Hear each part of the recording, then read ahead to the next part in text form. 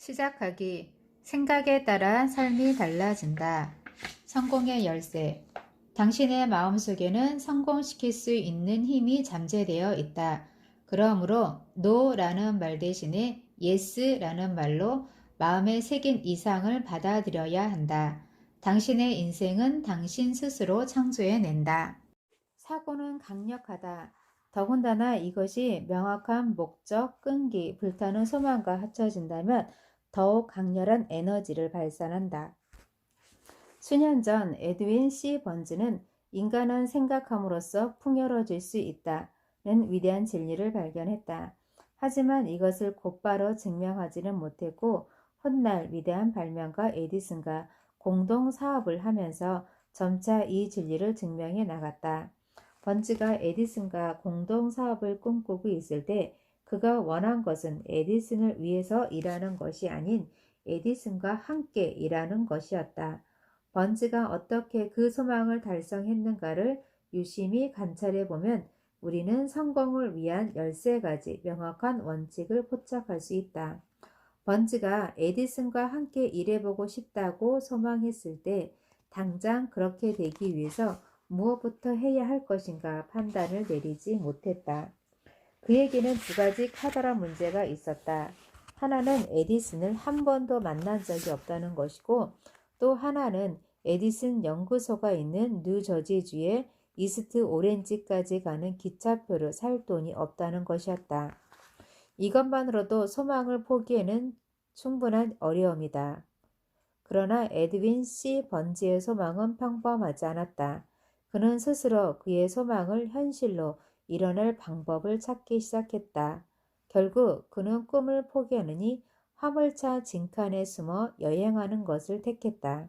가로 열고 이는 번즈가 화물 열차에 몰래 올랐다 이스트 오렌지까지 갔다는 것을 의미한다. 가로 닫고 마침내 어렵게 에디슨 연구소를 찾아간 번즈는 이렇게 말했다.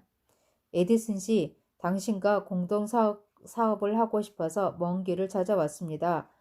이것이 에디슨과 번즈의 첫 만남이었다. 훗날 에디슨은 이때를 다음과 같이 회상했다. 번즈가 처음 내 앞에 나타났을 때 그는 길에서 흔히 보는 떠돌이 불황자의 모습이었습니다. 그러나 나는 그의 표정에서 한방 결심한 것은 반드시 해내고 말겠다는 강인한 의지를 읽을 수 있었습니다. 그와 공동으로 사업을 시작하고부터 알게 된 사실이지만 번즈는 이루고자 하는 것이 있으면 그 소망에 자신의 모든 것을 걸었으며 최후에는 반드시 승리를 거두는 뛰어난 능력의 소유자였습니다. 나는 그에게 기회를 주기로 마음먹었습니다. 그에게 성공할 때까지 그 신념을 관철하는 결의가 있다는 것을 확신했기 때문입니다. 물론 나의 판단이 옳았습니다. 젊은 번즈가 에디슨을 처음 만나 건넨 말들은 중요하지 않았다. 에디슨의 연구소와는 어울리지 않는 당시 번지의 행색 역시 중요하지 않았다. 중요한 것은 그의 사고였다. 처음부터 번즈가 에디슨과 파트너를 맺을 수 있었던 것은 아니다. 그저 에디슨의 연구소에서 일할 기회를 얻었을 뿐이었다. 처음에는 적은 임금을 받고 에디슨에게 중요하지 않은 잡무를 처리했다. 그러나 그런 일들도 번즈는 소중하게 여겼다. 왜냐하면 자신의 잠재적인 사업 파트너인 에디슨 앞에서 그가 가진 것을 보여줄 기회가 생길 것이라 믿었기 때문이다. 수개월이 지났다. 번즈가 목표로 한 기회는 좀처럼 다가올 기색이 보이지 않았다. 그러나 번즈에게는 변화가 있었다. 번즈는 매일매일 스스로 자신의 소망을 되뇌었다. 에디슨의 파트너가 되어 사업을 진행할 자신의 모습을 상상하고 그것을 자신에게 주지시켰다. 심리학자들은 사람이 마음속에 결의를 다지고 있으면 그 계획이 준비 단계에 있을 때부터 이미 그것이 용모에 나타난다고 분석한다. 그런 면에서 당시 번지의 용모는 이미 에디슨의 공동 동역자였다. 그의 결의는 더욱더 굳어져 기회가 올 때까지 마음의 준비를 완전히 갖추고 조용히 기다렸다. 그는 언제까지 이 상태로 있어야 하는가? 이럴 바에야 차라리 마음 고쳐먹고 다른 곳에서 일자리를 찾아보는 게 낫지 않을까 하는 생각 따위는 하지 않았다. 그는 시종일관 남은 생애의 모든 것을 걸어서라도 기필코 에디슨의 공동사업자가 되고 말겠어 라고 굳게 다짐했으며 그대로 이루어질 것으로 믿었다. 당시에는 번즈 자신도 그 힘의 중요성을 정확히 인식하지 못했을지도 모른다.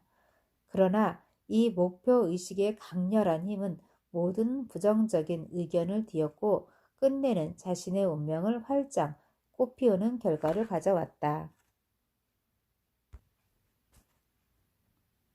기회는 뒷문으로 온다.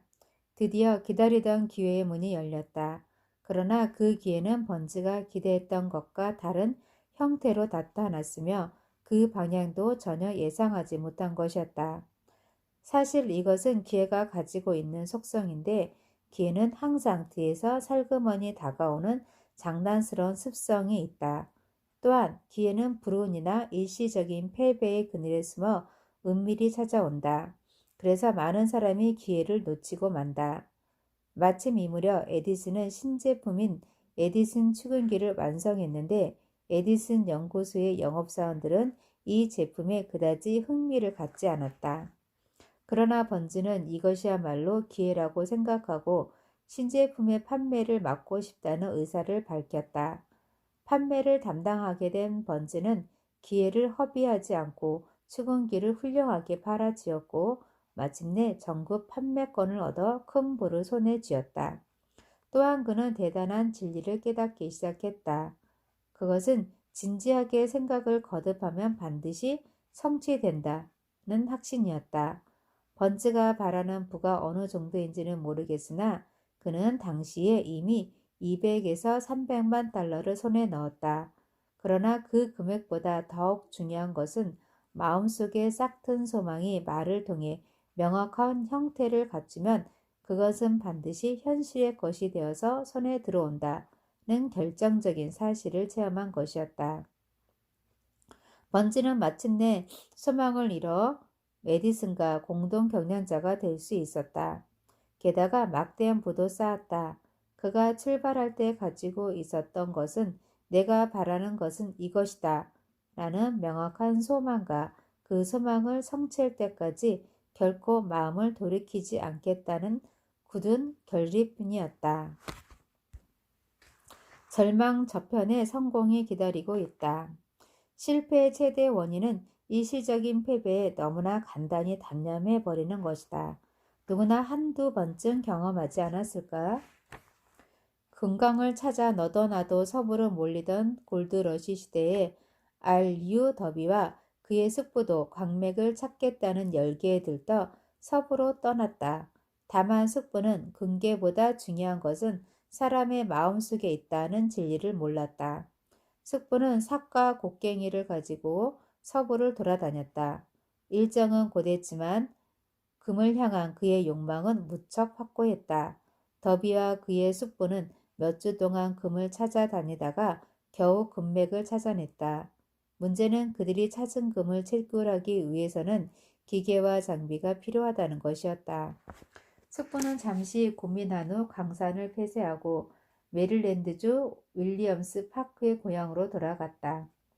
그리고 친척과 이웃에게서 자금을 빌려 필요한 기계를 구매해 다시 강산으로 돌아왔다.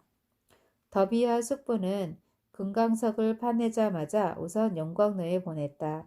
순도를 테스트해보니 그들이 파낸 금은 콜로라도 주에서 가장 질이 좋은 수준이었다.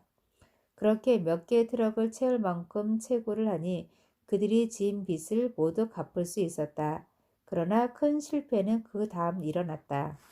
차강기로 파 내려가는 것만큼 그들의 금도 부풀었으나 어느 날 갑자기 금강맥이 사라진 것이다. 그들의 금은 허무하게 무너졌고 그곳에서는 이제 한 조각의 금도 나오지 않았다. 그래도 그들은 절망과 싸우면서 기도하는 마음으로 차근차근 차강기로 파 내려갔다. 하지만 결국 모든 것이 물거품으로 돌아가 버리는 것을 인정해야만 했다. 그들은 채굴 설비를 몽땅 싼 값으로 고물상에게 팔아치우고 고향으로 돌아갔다. 그런데 설비를 산 고물상은 무척 똑똑한 인물이었다. 그는 혹시나 하는 마음에 광산 기사를 고용해 이 강산이 정말로 가망이 없는지 조사해 보았다. 그 결과 더비와 숙부가 강산을 포기해야만 했던 원인이 나타났다. 그들은 단층에 대한 지식이 없었다. 조사를 맡은 광산 기사의 계산에 의하면 금강맥은 더비와 숙부가 채굴을 단념한 지층으로부터 겨우 1m만 더 내려가면 찾을 수 있다는 것이었다. 실제로 그 지층에서 금강맥이 재발견되었다. 고물상은 이 광맥에서 몇백만 달러 어치의 금강석을 파냈다. 이것은 소망을 단념하기 전 만에 하나의 가능성을 확인하기 위해 전문가의 의견을 듣는 자세와 마음의 여유를 가진 자에게만 주어지는 대가였다. 나중에 이 이야기를 들은 더비는 뼈저리게 후회했다. 그러나 이때의 실패 경험은 더비가 생명보험회사에서 영업자로 일하는 데 큰 도움이 되었다. 서부에서 겪은 대실패가 사소한 부주의에서 일어났다는 것을 깨달은 더비는 이것을 보험이라는 새로운 세계로 뛰어든 자기 자신의 철저한 교훈으로 삼았다. 목표한 손님이 마음을 열지 않아도 절대 단념하지 않겠어.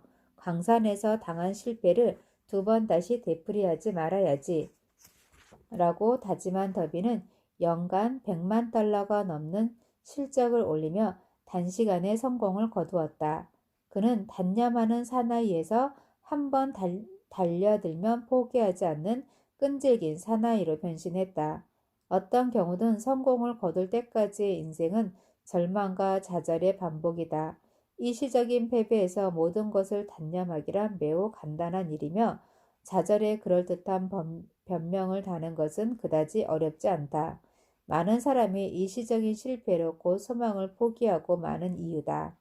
성공한 미국인 500명이 들려준 이야기의 공통점은 위대한 성공이라는 것은 사람들이 패배의 투구를 벗은 시점에서 불과 얼마 지나지 않았을 때 찾아온다 라는 것이다. 실패는 마치 사기꾼처럼 교활하고 얕다. 성공에 가까이 왔을 때 우리에게 필요한 것은 이 사기꾼에게 현혹되지 않는 명민한 지혜다. 강한 신념은 상대를 움직인다.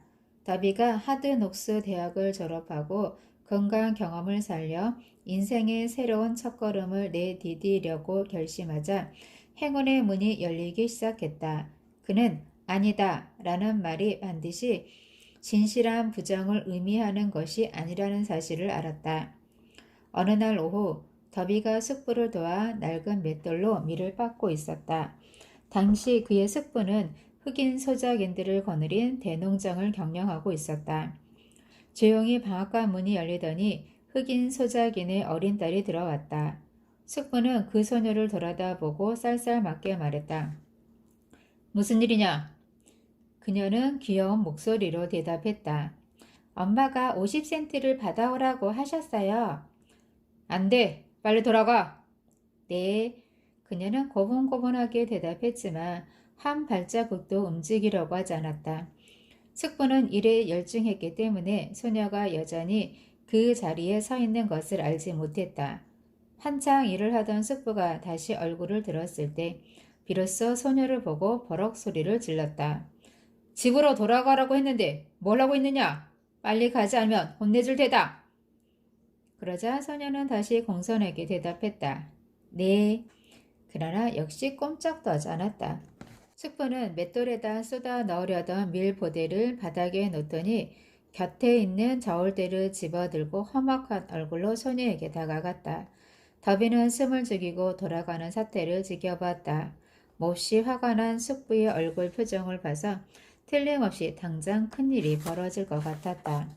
숙부가 소녀 앞에 당도하기 직전 소녀가 먼저 한 발 다가섰다. 그리고 숙부를 올려다보면서 또렷한 목소리로 말했다. 어쨌든 엄마는 50센트가 필요한걸요? 숙부는 걸음을 멈추고 천천히 소녀의 얼굴을 들여다보더니 저울대를 바닥에 놓고 주머니에서 50센트를 꺼냈다. 그리고 소녀에게 돈을 내밀었다. 돈을 받은 소녀는 방금 싸워서 이긴 상대의 눈을 응시한 채 천천히 문 쪽으로 뒷걸음질 뒷걸음졌다. 소녀가 방앗간에서 나가자 숙부는 상자 위에 걸터 앉아 그대로 10분 이상이나 창밖의 허공을 바라보았다. 숙부는 공포에 가까운 기분으로 방금 체험한 일을 생각하는 것이었다. 냉정하게 이 사건의 본질을 분석해 보면 도대체 어떤 불가사의한 힘으로 소녀가 그 자리를 모면했는지 알게 될 것이다. 이 책 곳곳에는 당신의 직관력을 길러 모든 장애를 물리칠 힘을 발휘하는 방법이 잠재해 있다. 그 수수께끼는 제1단계에서 해명되거나 혹은 다른 단계에서 갑자기 당신의 머릿속에 번뜩일지도 모른다. 또한 하나의 아이디어로 발견될지도 모르며 혹은 목표와 계획으로 체계적인 형태를 취하고 있을지도 모른다. 아무튼 그 번뜩임이 당신 눈앞에 나타났을 때 당신은 과거의 패배와 좌절의 경험을 새롭게 활용할 수 있을 것이다. 어린 흑인 소녀가 무심히 사용한 그 불가사의한 힘의 수수께끼에 대한 이야기가 끝났을 때 더비는 생명보험회사의 영업사원으로 활약한 과거의 인생을 뒤돌아보고 소녀가 그에게 가르쳐준 것에 대해 말했다. 나는 이제 틀렸구나 하고 생각되는 경우가 있으면 항상 이 낡은 방앗간에서 큰 눈을 도전적으로 반짝이며 서 있던 소녀의 모습을 회상하고는 했지요. 그리고 어떻게 하든 이 세일즈는 관철해야 한다고 나 자신에게 다 일렀습니다. 생각해보면 세일즈의 성공은 반드시 목표한 손님이 한번 노라고 말한 뒤에 있었어요. 또 더비는 건강의 실패에 대해서도 솔직히 자신의 잘못을 시인하고 이렇게 말했다. 건강에서 얻은 경험은 그 모습과 형태는 달랐지만 나에게 행복으로 가는 이정표였습니다. 그 실패 덕분에 나는 어떤 곤란이 닥치더라도 처음 결심한 대로 밀고 나가면 반드시 관찰할 수 있다는 것을 배웠으니까요. 더비의 체험은 매우 흔한 것처럼 생각할 수 있으나 그 안에 그의 인생을 바꿔버리는 중요한 비밀이 감추어져 있었다. 따라서 그에게는 생명만큼 소중한 것이었다. 더비는 이 두 가지 체험을 분석하여 그 안에 감추어진 비밀을 깨달았기 때문에 위대한 성공을 거둘 수 있었다. 중요한 것은 긍정적인 사고 방식이다. 아무리 노력해도 자기의 실패 원인을 규명하여 성공의 열쇠를 발견하는 것이 어려운 사람들이 있다. 그들은 어떻게 하면 실패의 경험을 살려 기회를 잡는 능력을 기를 수 있을까? 이 문제에 대한 해답은 이 책을 읽는 동안 목표 또는 계획의 형태로 당신 마음속에서 꿈틀거릴 것이 틀림없다. 성공을 손에 넣는 데 필요한 것은 단 한 가지, 긍정적인 사고 방식이다.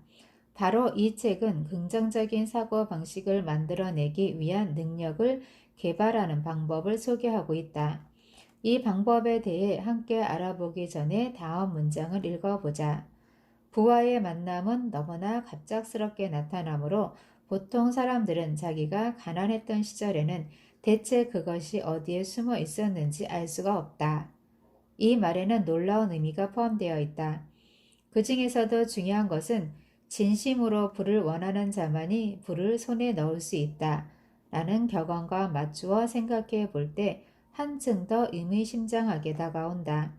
당신이 불을 손에 넣겠다고 절실히 바라고 원할 때 그 소망은 먼저 당신의 마음속에서 싹트고 점점 성장하는 것을 느낄 수 있다. 재벌이라는 사람들도 당신과 마찬가지로 처음에는 부자가 되고 싶다는 소망에서부터 출발했다. 만약 당신이 이 성공 철학을 이해하고 이것을 자기 자신을 위해 활용할 수 있다면 당신의 생활은 모든 면에서 발전할 것이다. 또한 당신이 마음에서 감지하는 것은 무엇이든 현실이 된다는 확신이 생길 것이다. 이것은 결코 불가능한 일이 아니다. 인류의 최대의 약점은 불가능이라는 말에 너무나 익숙해져 있다는 것이다. 사람이 절대로 변하지 못하는 숙명에 묶여 있다든가 제 아무리 초인적인 인간이라도 반드시 한계가 있다는 상식을 간단히 인식하는 것은 매우 위험하다. 이와 같은 게으른 상식을 개조하여 불가능을 가능으로 만들어 숙명을 극복하고 그 한계를 타파해야 한다. 성공을 믿는 사람만이 성공할 수 있다. 가령 조금이라도 마음 한구석에 실패를 생각한다면 그 사람에게는 틀림없이 실패가 찾아올 것이다. 이 책의 목적은 실패 공포증에 사로잡혀 있는 사람들의 마음을 자신의 가득 찬 성공 의식으로 전환하는 데 있다. 그런데 모든 사람에게서 볼 수 있는 또 한 가지 약점은 자기 편리한 대로 자기 주장을 펼치거나 독선적인 고정관념으로 모든 것을 평가하는 태도다. 지금 자신이 가난이나 실패 또는 절망감에 사로잡혀 있다는 이유로 이 책을 읽어봤자 성공할 리가 없어 라고 믿는 사람이 있을지도 모른다. 이러한 사람들에게 젊은 중국인의 이야기를 들려주고 싶다. 미국에 유학 온 그 중국인은 시카고 대학을 다니고 있었는데 어느 날 캠퍼스에서 하퍼 총장을 만나 이야기를 나누게 되었다. 그때 총장은 미국인의 가장 큰 특징이 무엇이라고 생각하는가? 라는 질문을 했다. 그러자 젊은 중국인이 대답했다. 제 생각엔 사물을 정면으로 보지 않는 시각인 것 같습니다. 이 말에 우리는 어떤 반론을 제기할 수 있을까? 많든 적든 사람은 누구나 편견이 있다. 우리는 우리가 이해할 수 없는 것을 믿지 않으려고 하는 성향이 있다. 그래서 우리 스스로 한계를 규정짓고 그것만이 옳다고 생각한다.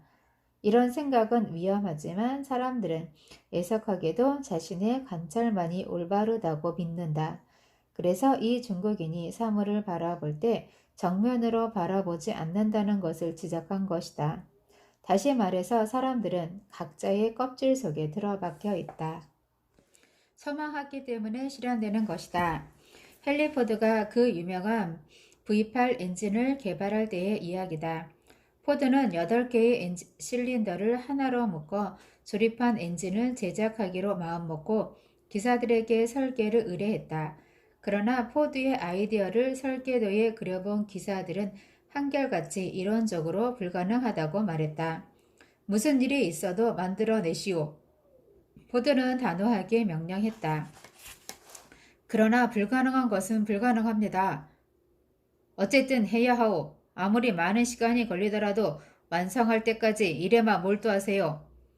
기사들은 포드를 말려보려 했지만 그는 단념하지 않았고 결국 기사들은 포드의 명령에 따라 이 엔진 개발에 착수했다. 그러나 반년이 지나도 어디에서부터 어떻게 손을 대야 할지 힌트조차 얻지 못했다. 그리고 또 반년이 아무런 성과 없이 흘렀다. 기사들은 포드의 명령에 따라 온갖 상상력을 동원하여 사원을 걸고 필사의 연구를 계속했으나 결국 이것은 불가능한 일이라는 결론을 내릴 수밖에 없었다. 그의 말 기사들은 포드에게 다시 한번 8개의 실린더 엔진은 역시 불가능한 일이라고 보고했으나 포드의 대답은 하나뿐이었다. 몇 번이라도 다시 도전하시오. 어쨌든 나는 꼭 필요하니까. 기사들은 다시 작업장으로 들어가 포드가 요구한 대로 엔진을 만들기 시작했다. 그런데 기적 같은 일이 벌어졌다. 얼마 지나지 않아 기사들이 V8 엔진을 완성한 것이다. 결국 포드의 진념이 승리했다. 다시 말해 포드의 마음속에 있던 소망이 구체적인 현실로 나타나기 시작했다. 자신이 풍족해지기를 진심으로 바란다면 포드의 성공 철학에 대해 이미 무엇인가 느꼈으리라고 생각한다. 소망을 성취하는 시기는 그다지 멀리 있지 않다. 이 성공 철학의 근본은 소망과 명확한 목표에 있다. 무언가를 소망하며 자신이 원하는 것이 무엇인지 확실히 알아야 한다. 이것을 이해할 수 있는 사람은 반드시 포드와 동등한 성공을 거둘 것이다. 내 운명의 주인은 바로 나. 나야말로 내 운명의 지배자이며 내 영혼의 선장이다. 영국의 시인 헨리가 쓴 이 시는 모든 사람에게 공통되는 진리를 담고 있다.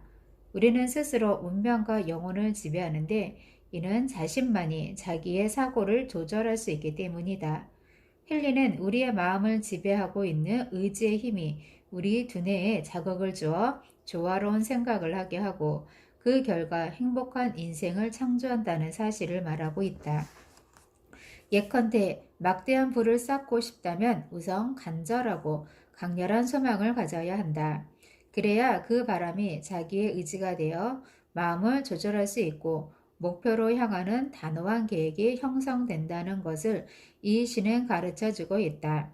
운명의 주인인 당신은 성공을 위한 마음의 준비가 충분히 되었으리라고 생각한다. 이 성공 철학이 지금까지 수많은 사람에게 도움이 되었던 것과 마찬가지로 당신을 위해서도 유익한 진리를 전해줄 것이다. 몇 년 전 일이지만 나는 웨스트 버지니아주 세일럼 대학의 졸업식에서 기념 강연을 의뢰받은 적이 있었다. 강연 중에 이 책에서 말하고 있는 성공 철학에 대해 열의를 다해 연설했는데 한 학생이 무척 큰 영향을 받은 모양이었다.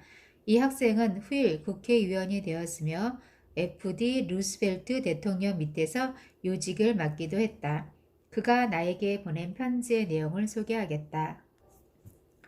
친애하는 나폴레온 힐 선생님께 저는 국회의원으로 일하다 보니 사람들의 여러 가지 고민을 많이 접하게 됩니다. 고민을 안고 있는 많은 사람을 볼 때마다 안타까운 생각이 들었습니다.